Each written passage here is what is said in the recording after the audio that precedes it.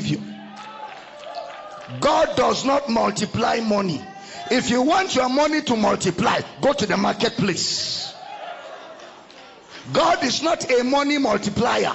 Why did Jesus die? To multiply money, to save his people from their sins. Am I teaching here?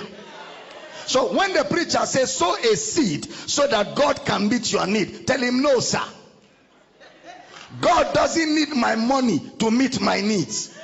He meets my needs because he's my father. If I'm teaching, shout, I hear you. The day is over in Uganda where they are preaching a transactionary God to you. God is not a contractor that requires mobilization. Before you were born, God knew you will be born, and he prepared for you ahead of time.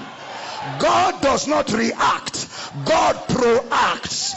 Before you were born, he prepared for you.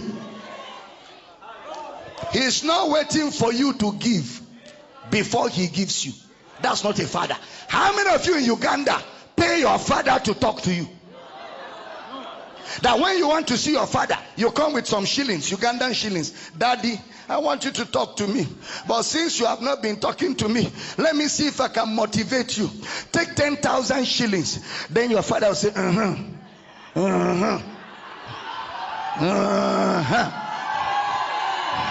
That's not a father. That's an area father. But we have a father. His name is Jesus Christ. He doesn't wait for you. He loved you. He sought for you. He looked for you. And he blesses you without your permission. If you understand what I'm talking about, shout, I hear you. Listen. Did you pray for Jesus to die? Did you sow a seed for Jesus to die? The forgiveness of sin and making money, which is more serious? If you didn't give a seed for God to forgive your sin, why must you give a seed for God to answer your prayer? No, it's a question. Are you not thinking, why must you pay God to talk to you? The Bible in Romans chapter 8 verse 32 tells us, put it up, Romans chapter 8 verse 32, he that spared not his son, but delivered him up for us all, how shall he not with him also freely? You don't need to sow a seed. Any pastor asking you to sow so that you can prosper is a fraud.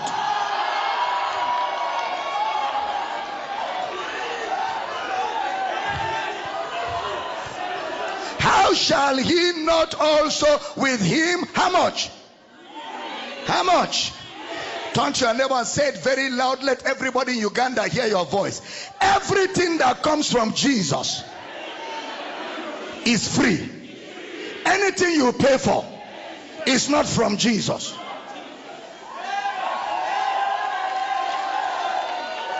Am I teaching at all? If I'm teaching, say I hear you. Or a pastor tell you, if you don't pay your tithe, things will be tight. It's a lie. I'm a pastor. Sit down and listen. I'm a pastor. I pastor people. If anybody should be liking tithe, it is me, because I'm a pastor. Do I hate money? I don't hate money. I need money because ministry requires money. So I cannot be fighting it if it is true. But I cannot lie to you to collect your money to serve God that is not a liar. Somebody said, but God told Malachi, if you don't pay tithe, the devourer will come. Elon Musk doesn't pay tithe and devourer has not gone. Jeff Bezos doesn't pay tithe and devourers have not devoured them. You've been paying tithe since the days of Mango Park. You still cannot buy a car. Should you not think? Your father paid tithe, your mother paid tithe, till they died, they couldn't build a house. You grew up paying tithe, you're still a tenant. Shouldn't you think tithing doesn't make you prosper?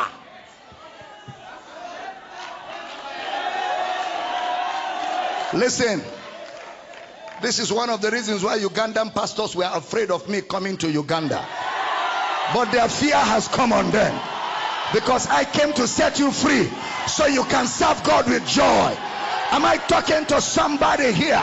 I came to free you from religious bondage, from religious captivity, from religious fear. God has not given to us the spirit of fear, but of love, of power, and of a sound mind. You have now received the spirit